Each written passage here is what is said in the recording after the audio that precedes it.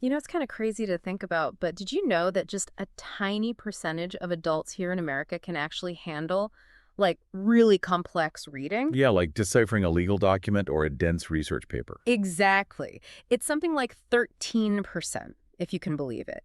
And get this, even fewer are what you'd call serious bookworms. We're talking maybe 16% who really love digging into literature. Wow, that's pretty surprising considering how important reading is in our society. Right. Especially for someone like you who values knowledge and staying informed, it makes you wonder, doesn't it? Like, how are we actually engaging with the written word if those numbers are so low? It definitely raises some red flags, especially nowadays we're constantly flooded with information. Totally. So, to really help you understand this issue better, we're diving deep into some material you shared with us. Specifically, we're looking at Kelly Gallagher's book, Readicide: How Schools Are Killing Reading and What You Can Do About It. It's a provocative title, for sure, and it really gets to the heart of the matter. Definitely. This deep dive is all about giving you the inside scoop on Gallagher's perspective. We'll break it down, make it digestible, and by the end, you'll have a solid grasp on this crucial topic. That's the goal. So let's kick things off by getting right to the heart of it. The term reaticide, it's a pretty strong word, right? It definitely grabs your attention. What exactly does Gallagher mean by it? Well, he defines it as, and I'm quoting here, the systematic killing of the love of reading, often exacerbated by well-intentioned but misguided educational practices. Okay, so it's not just about kids not knowing how to read. Exactly. He's not talking about struggling to decode letters and words. It's about losing that spark, that inner desire to actually pick up a book and get lost in it. Students might be able to technically read, but they simply don't want to. So it ties back to those stats we mentioned earlier. People have the basic ability, but not the drive. Precisely. And Gallagher doesn't just throw this term around. He backs it up with some pretty sobering evidence. Okay, so what are some of the signs that reaticide is actually happening? Well, he brings up some really eye-opening statistics. For instance, the Alliance for Excellent Education found that about 1 in 4 high school students have trouble understanding their textbooks. Really? Their own textbooks? Yeah. You also have data from the National Center for Education Statistics. They show a big persistent gap in reading achievement between different racial, ethnic, and socioeconomic groups. That's a huge concern. It's like the system isn't working equally for everyone. Right, and it translates to real-world problems. Think about it. Thousands of kids who struggle with reading end up dropping out of school every single day. That's a lot of potential just slipping through the cracks. Yeah, those are pretty stark numbers. They are. And Gallagher doesn't stop there. He points to the 2005 ACT College Readiness Benchmark for reading. That study showed that only about half the students were prepared for college-level reading. And get this, that was the lowest score in a whole decade. Wow. So it's not just a high school problem. Not at all. Then you have the American Institutes for Research. They found that only around 13% of adults in the U.S. can handle those really complex literacy tasks we talked about earlier. Yeah, that doesn't sound good. No, it doesn't. And perhaps the most telling stat of all comes from the Reading at Risk study. It found that a measly 16% of adults are frequent or avid readers of literary texts. Wow, that's a tiny fraction. It really paints a picture of a society that's losing its connection with reading, doesn't it? It really does. It's like this issue stretches throughout our entire education system and follows us right into adulthood. So if all these educational practices we keep hearing about are supposed to be helping, how are they actually contributing to this problem? Well, Gallagher really drives home this point, that it's not just about how we teach reading, but also about the overall environment and priorities within the education system. To illustrate this, he shares some pretty powerful and kind of heartbreaking anonymous quotes from his own high school students. What kind of things are they saying? Some pretty bleak stuff, honestly. Like, reading, I hate it because of the lack of fun it brings me. Or, reading is a big waste of time. It's not just about finding reading difficult. They've actually developed a strong aversion to it altogether. Wow, that's really sad to hear. It makes you think about the long-term impacts of those negative experiences. So what are some of the main things that Gallagher sees as contributing to this reaticide? One of the biggest culprits he points to is our obsession with standardized testing, specifically the kind with all the multiple choice questions. Ah, the bubble sheets. Exactly. Gallagher argues that this intense focus on test prep leads to really shallow teaching and learning. Okay, let's unpack that a bit. How does prepping for these multiple choice tests actually make education shallow? Well, he gives this example of social studies teachers. They have to cover a ridiculous amount of material just to make sure their students are ready for those big state-level tests. Right, because it could be anything from ancient history to current events. Exactly. So these teachers are stuck in what Gallagher calls an unwinnable situation.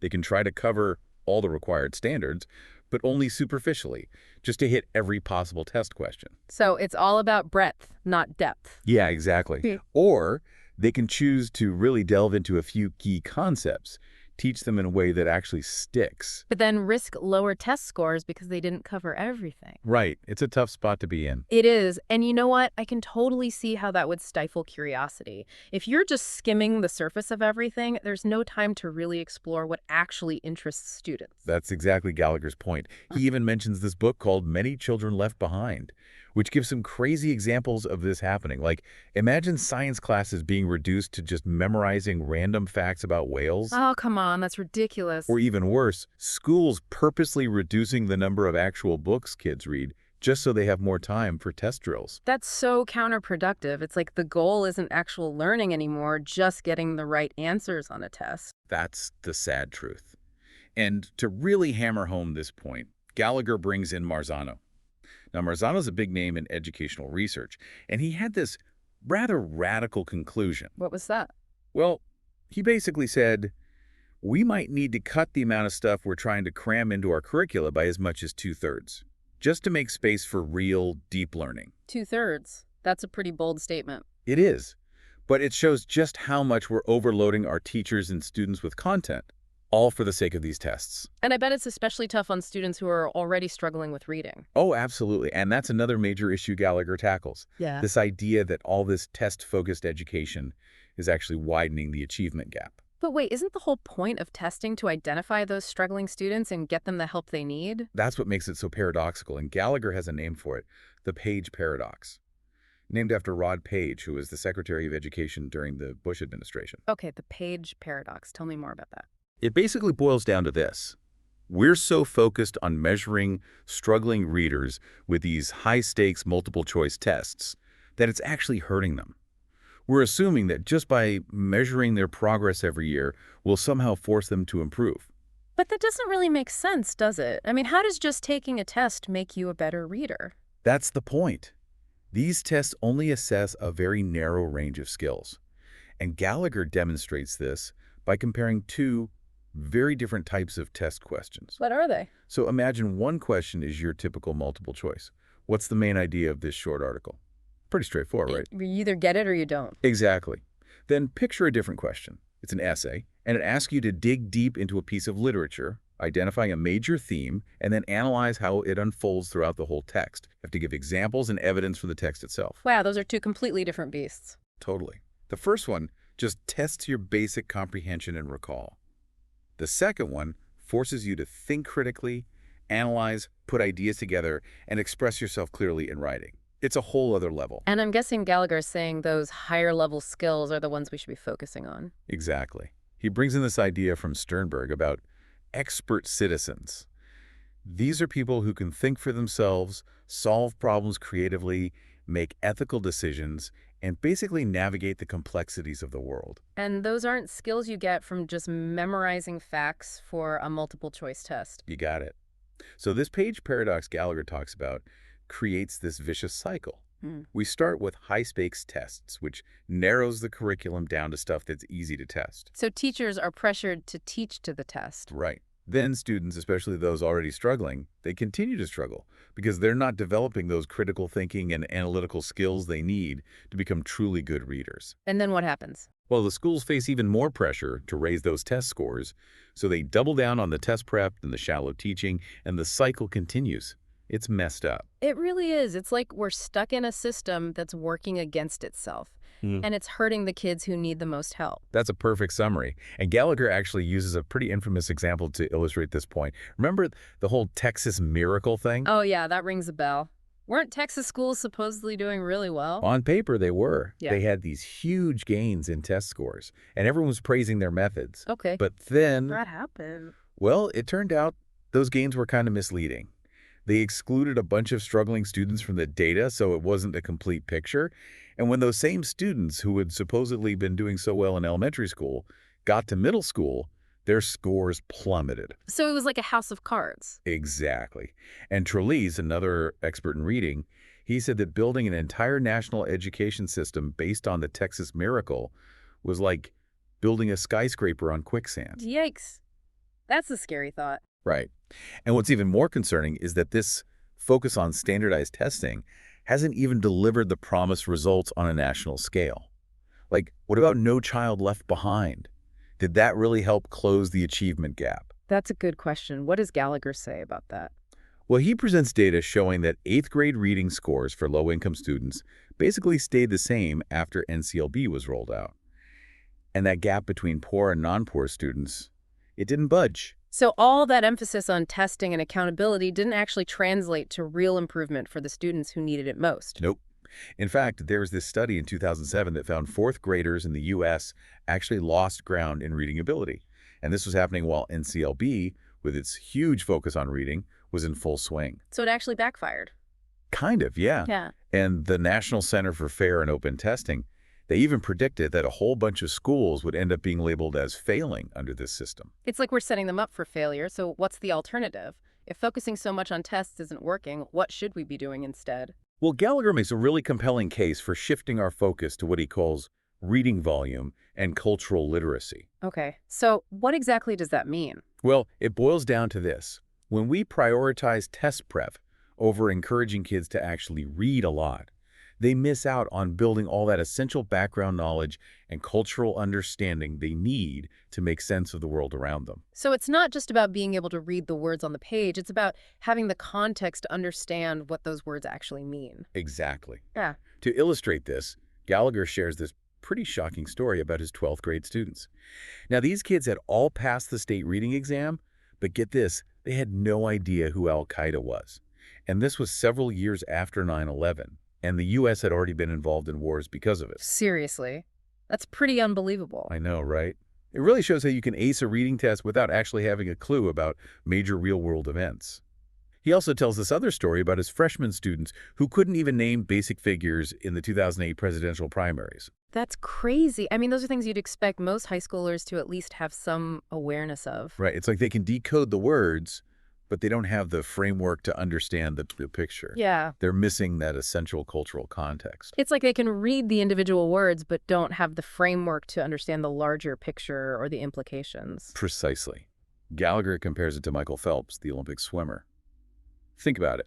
Top athletes spend hours upon hours practicing before they're ever judged in a competition. Makes sense. You don't just show up to the Olympics without putting in the work. Right. Well, Gallagher says it's the same with reading. Kids need tons of practice reading all kinds of texts before we subject them to these high-stakes tests. So it's about building up that reading stamina and exposure to different ideas. Absolutely. He actually shared this list of typical agenda items from a teacher's first day back at school, and it was pretty telling how little focus there was on actual reading itself. It's like all the administrative stuff and the pressure of those upcoming tests just take over. It sounds like the reality of day-to-day teaching can sometimes push reading to the back burner. Unfortunately, yeah. So Gallagher introduces this really important concept called a book flood. It's a simple idea. To become strong readers, kids need constant access to lots of interesting and engaging books. Like just surround them with books. Exactly. And he even uses this thought-provoking cartoon called Bridge to Prison to illustrate that just because you can sound out words doesn't mean you really understand what you're reading. So you need that background knowledge to connect the dots. Exactly. This cartoon was about Alaskan politics and federal spending, so if you haven't read much about those things... You totally missed the point. Exactly. And this ties into another famous argument from Hirsch's book, The Knowledge Deficit. What does Hirsch say? He argues that schools don't do a good enough job building that foundational knowledge base that kids need to become skilled readers and critical thinkers. So it's not enough to just teach them how to decode words. They need that broader context. Right. And to prove his point, Gallagher presents data that shows a clear link between how much students read for pleasure outside of school and how well they perform on standardized reading tests. So those kids who are reading at home are doing better even on the tests. It seems that way. He also tells this funny anecdote about a standardized test passage that mentioned a farrier. A farrier? What's that? It's someone who shoes horses. So His students from urban California were totally clueless, but the kids from rural Wyoming knew exactly what it meant. Different experiences, different background knowledge. Wow, that's a great example. It shows how much our personal experiences shape our understanding of what we read. So I guess the big takeaway here is that if we're not actively encouraging kids to read widely, we're really limiting their potential in so many ways. That's the bottom line. We're not just hindering their reading progress, we're limiting their ability to understand the world around them. Totally. And I'm curious, what does Gallagher say about the role of novels in all of this? I mean, aren't those the books that really get kids hooked on reading? You'd think so, right? But here's the thing. He argues that when schools decide to ditch novels and those longer, more challenging books to make more time for test prep. Oh no, don't tell me they're getting rid of novels. I know, it's crazy. But it's happening, and Gallagher says it's a huge mistake. He believes that novels are incredibly valuable for developing those deeper, more nuanced thinking skills that kids need. So it's not just about enjoying the story, it's about the mental workout. Exactly, and he makes this important point that pretty much any language arts standard, whether it's identifying themes, writing analytical essays, or crafting arguments, can be taught through the study of a good novel. Makes sense. The skills are transferable no matter what specific book you're using. Exactly.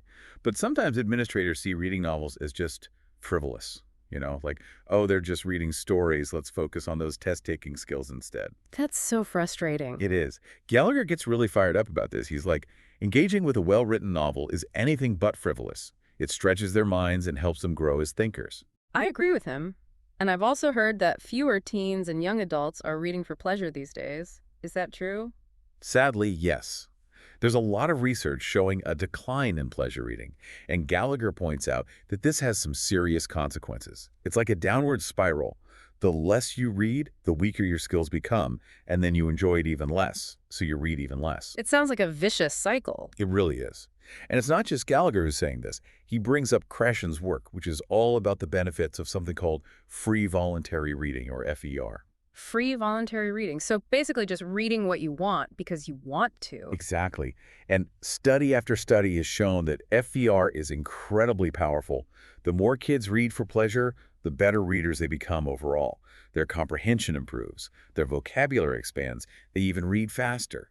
Wow, so it's like a magic bullet for reading improvement. Pretty much. And even studies that initially contradicted this idea, like the one by Wu and Samuels, ended up finding support for FER's positive effects. So even the skeptics are coming around. Yep. And Gallagher also notes that this decline in reading ability we talked about earlier, the one happening in the U.S. during the NCLB era, it coincided with less time being dedicated to free reading in classrooms. So taking away those opportunities for enjoyable reading might actually be making things worse. That's exactly what he's arguing. It seems counterintuitive, but that's what the research suggests. So instead of drilling kids with worksheets and test prep, we should be giving them more time to just read what they enjoy. That's the key. He even tells this story about a teacher who could barely get enough copies of novels for her students to take home. It highlights how limited resources can be a major barrier. It's sad to think that some kids don't even have access to books they might actually want to read. Right. So how does Gallagher address this? Well, he describes this really cool strategy he uses called Article of the Week. What's that all about? Basically, his students read and discuss current events articles on a regular basis. Hmm. His goal is for them to have read about 140 of these articles by the time they graduate, on top of the books they study in class. Wow, that's a lot of real-world reading. What kind of articles does he use? All sorts. Things about baby boomers flooding colleges, the pros and cons of nuclear power, the war in Iraq, things that connect to what's happening in the world. I like that. It's all about making reading relevant. He also uses Newsweek magazine in the classroom to expose kids to different writing styles and viewpoints. Does he just hand them the magazine and say, read this? No. He has them do all sorts of engaging activities with it, like choosing favorite quotes, listing things they learned, even rewriting headlines to make them more attention-grabbing. Those sound like fun ways to get kids interacting with those real-world texts. They are. And he suggests that teachers should act like discussion directors, kind of like in Daniels' literature circles, to really keep those conversations about real-world issues going. So it's about facilitating a deeper understanding of those topics, not just reading for the sake of reading. That's it. He also emphasizes the importance of sparking kids' genuine interest. He tells this great anecdote about how he got his students totally hooked on a book called Who Killed My Daughter by Lois Duncan. So sometimes it's just about finding the right book to ignite that passion. Exactly. And of course, he comes back to the idea of a book flood being essential, having a classroom library packed with diverse, interesting books that kids can choose from.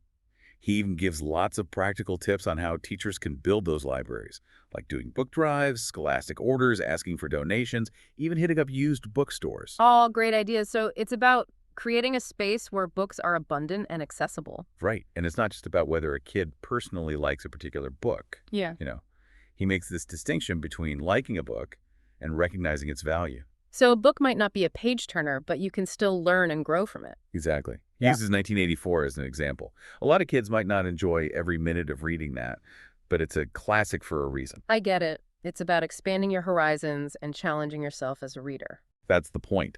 But unfortunately, research shows that students aren't doing a whole lot of reading outside their English classes. And it's the non-honors kids who are reading the least. That's worrisome. It's like the system is failing those who need the most support. It is. And Gallagher's really concerned about that. Then he talks about this concept of reading flow. It's that feeling of being totally immersed in a book. You get so lost in the story that time just flies by. Oh, yeah, I love that feeling. It's like entering another world. Exactly. And he contrasts that with what he calls the chop-chop curriculum. Like when teachers break a novel down into such tiny pieces for analysis that kids never get to experience that immersive flow. So it's like they're dissecting the book instead of experiencing it. Right. He gives this example of a super structured unit plan for To Kill a Mockingbird that he saw.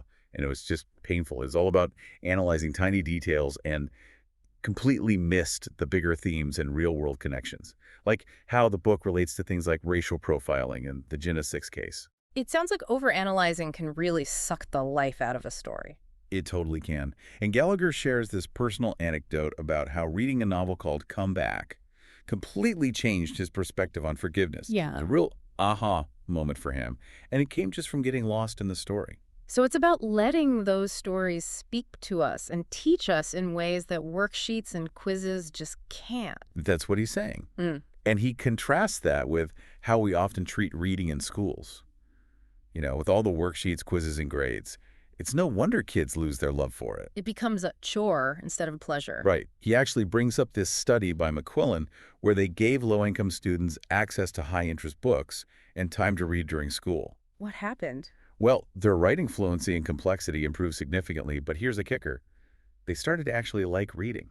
That's amazing. It shows the power of just letting kids choose books they enjoy and giving them the space to read them. Exactly. And Gallagher is pretty critical of programs like Accelerated Reader, where kids earn points for reading. He says that while those programs can motivate some kids, they can also backfire by shifting the focus away from the joy of reading and onto earning rewards.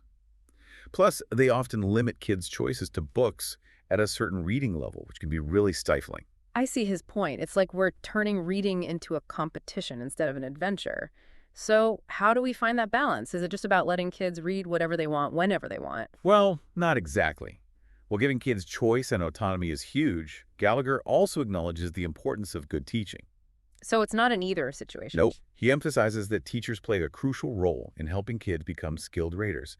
He even cites research by Haycock and Pianta that shows the huge impact a good teacher can have on student achievement. So it's not just about throwing books at kids. It's about guiding them and providing the right support. That's it. And Gallagher uses this analogy of the sweet spot on a baseball bat. If you hit the ball in the sweet spot, it just flies. Yeah, it's that perfect spot where you get the most power. Right. Well, he says teaching is like that.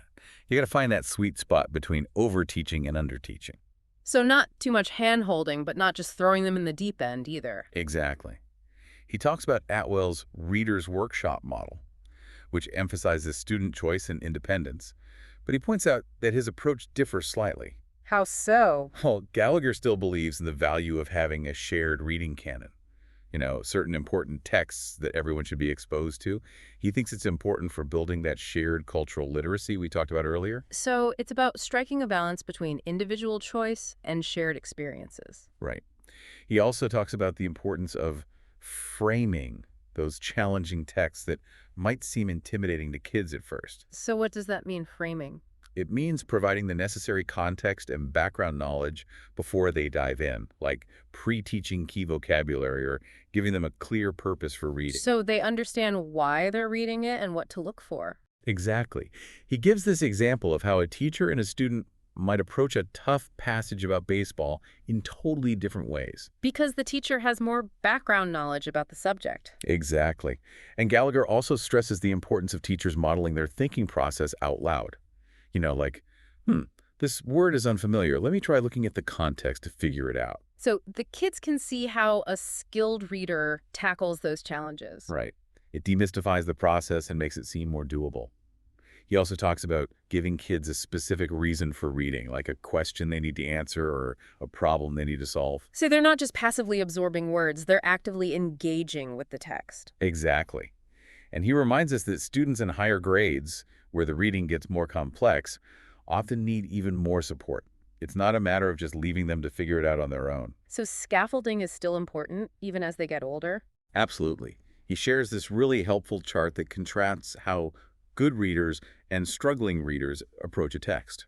It basically highlights all the different thinking strategies that good readers use almost unconsciously. So things like predicting what will happen next, making connections to their own lives, questioning the author's ideas. Exactly.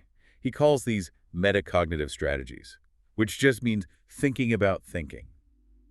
And a lot of students are never explicitly taught these strategies. So they're just left floundering. Pretty much. He uses this common student complaint, I read the chapter, but I just don't get it, to illustrate this point. He's like, well, of course you don't get it if you're not using those strategies. Uh-huh. Fair enough. He even shares a list of strategies that adult readers use when they're stuck on a difficult passage. And it's eye-opening to see the variety of approaches people take. It shows that good reading is an active, strategic process. Totally. And Gallagher is really clear about the difference between under-teaching reading, which is basically giving very little guidance on those strategies, and over-teaching it, which can involve drilling those isolated skills without connecting them to real reading experiences. So it's about finding that balance again. Exactly. And he tells this great story about his freshman class reading Night, which is a really intense book about the Holocaust. He gave him this short 5-minute mini lesson on how to attack the word when they encounter unfamiliar vocabulary. And did it help? It made a huge difference. They were able to understand the book so much better just by learning those few strategies. So sometimes even small interventions can have a big impact. Absolutely. And he quotes this awesome educator, Donald Graves, who said, "The teacher teaches most by showing how he sure learns." I love that. It's about making your own thinking process visible. Yes. And Gallagher is a big advocate for doing multiple readings of a text, each time with a different purpose in mind. Like the first time through, you're just trying to get the gist of the story. Then the second time, you're digging deeper into specific themes or analyzing the characters. So it's about approaching the text from different angles. That's it. And finally, he really pushes this idea of a 50-50 approach to reading instruction. Remind me, what's that all about? Basically, balancing time spent on academic reading, the stuff that's assigned and graded, with time for recreational reading, where kids get to choose what they read and aren't pressured to analyze it or write essays about it. So it's about bringing back the joy. You got it. And he's adamant that this recreational reading time should be built into the school day. Not just something they're expected to do on their own time. Right. It needs to be a priority. Okay, ready to shift gears a bit? We've talked a lot about the problems, but what about solutions? Yeah, let's get to that. How do we actually end this Readicide? Does Gallagher offer any hope? He does. But first, he addresses this recent study that claimed test scores are going up. Oh, so maybe things are getting better after all. Well, not so fast. Gallagher points out that those higher scores might actually be due to lowered standards or some tricky statistical manipulation. Kind of like what happened with the Texas Miracle, remember? Ah, so we have to be careful about how we interpret those results. Exactly. And then he lays out some pretty scary stats about what happens when reading engagement goes down. Okay, what are some of those consequences? Well, he talks about lower levels of civic participation. People aren't as informed or engaged in their communities.